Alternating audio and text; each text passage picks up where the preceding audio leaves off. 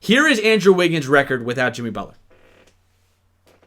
112 and 216. His first year, he went 16 and 66. The next year, 29 and 53. Third year, 31 and 51. This year, 36 and 46. 112 and 216.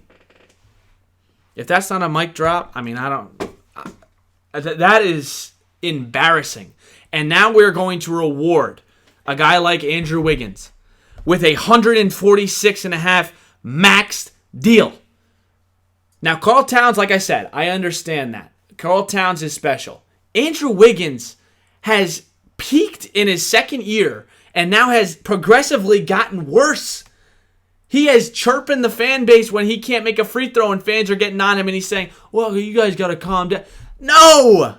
If you get a max deal, you have to show us something. Show us some pride. Show us some effort. You just want to see what you want to like slap him and say, dude, wake up. Show me some emotion. Look at Garnett. Garnett was Garnett the most talented guy? No, but he had tremendous amount of heart. He played so hard on the defensive end, and Minnesotans love that. Even Karl Towns shows emotion, and Minnesotans love that. People can't stand the emotionless Andrew Wiggins, especially when you're paying him that much. There is no excuse for 112 and 216 record. Jimmy Butler, you are 100% right. The fact that the Timberwolves didn't approach him to have a contract extension, because remember, when Butler got traded, that's when they signed Towns. They signed Towns that next week. The fact that they didn't approach Jimmy Butler to extend a contract is mind-boggling, but it doesn't surprise me because the Timberwolves are one of the most dysfunctional franchises in sports. My buddy Ben sent me a clip of the draft picks that this team found a way to pick. Johnny Flynn, okay? Ricky Rubio, Wesley Johnson. Guys that, Wesley Johnson, Johnny Flynn were out of the league so quickly, you don't even know where they went to school. They both went to Syracuse.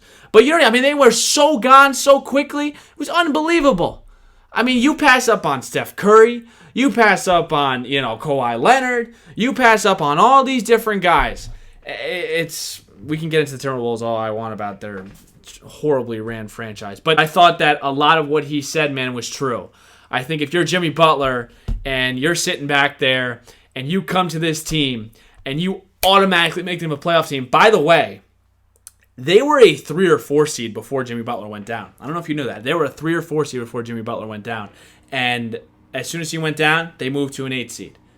If his presence wasn't felt when he was missing, I don't know what to tell you. He was the reason why that team took the next step into the playoffs. And you saw when he left what happened defensively for the team, what happened identity-wise for that team. It went completely down the gutter, and they were the same team they were a few years ago.